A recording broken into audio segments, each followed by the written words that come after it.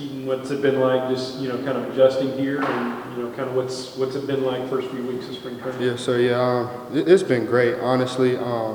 Before coming here, I got to talk with Coach Aranda and the whole coaching staff here, and we really just got to talk about life and like really the important things outside of football. And so that was really our biggest connect. And then after that, we talked about football, and I mean, everybody here's a genius. Obviously, Coach Aranda is one of the best defensive minds that you'll ever see in football.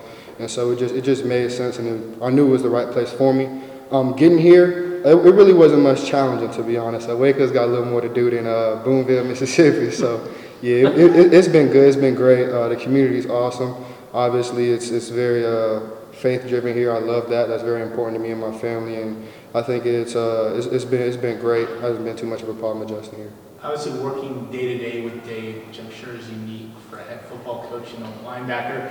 Is there something or a moment that you had with him where you're like, oh, his mind just works differently? Oh yeah, 100%. I mean, so it was first day winter workouts, and we were going over some of the plays on the board, and you think you know a lot about football, and then when you get on the board, Coach Aranda, I mean, he's on a totally different level. And so I'll probably say, like, the first day was the hardest for me over the playbook. But, like, after a couple of days in, you kind of start to pick up on the pace and the speed of everything. And, I mean, it's been great. And I've learned so much here, and it's only been two to 3 months, so it's been great. What's the biggest benefit, not only to having a mind like him working with you all day in and day out, but just the head coach in general? Oh, 100%. I mean, he's the head man, like he said, so everything runs through him. Whatever we do, it's held to a higher expectation, which means it's going to be harder. We're going to put in more work, but that's how it should be. He's preparing us for the next level. If that's that dream, that's the guy that's going to get us there. And so that's really what we need to be doing in order to take our game to the next level.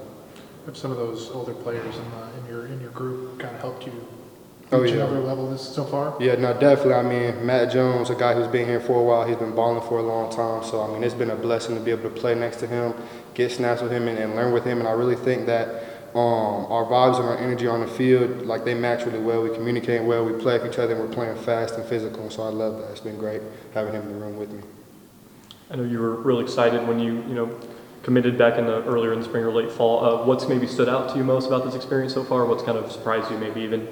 I mean, really, I think my favorite part about being here at Baylor is that the coaches aren't afraid to be themselves. I think that sometimes in certain schools that they kind of get away from being who they are and just be the coach.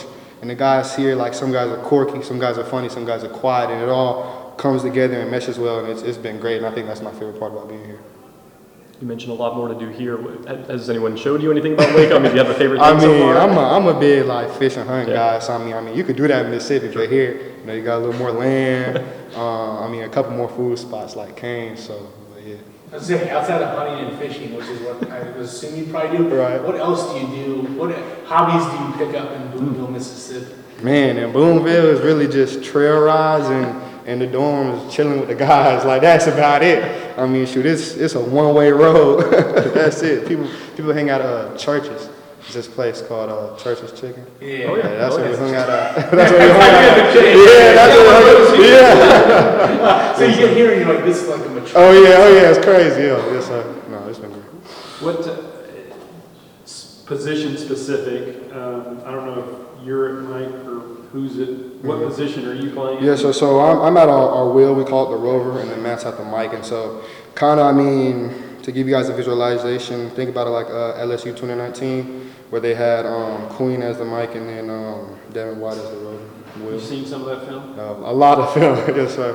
When you come from, the JUCO level to now Power 5, D1, how do you balance proving yourself while not causing that to make you do too much out of what you do well? Right, yeah, oh, that's a great question. To be honest, that's something I kind of struggle with every day. Obviously, I'm trying to grow as a leader, but at the same time, I'm trying to prove myself, and I feel like I'm doing that well and starting to make plays, and things are clicking. I'm talking with the guys a little more, but really, I mean, my plan, my goal is to handle business, and then as time goes on, we'll start growing and meshing more, and then that'll give me a chance to be more of a vocal leader. A little bit of full circle coming. You were in West Virginia in the Yes, Big sir. 12. Is a little bit full circle there?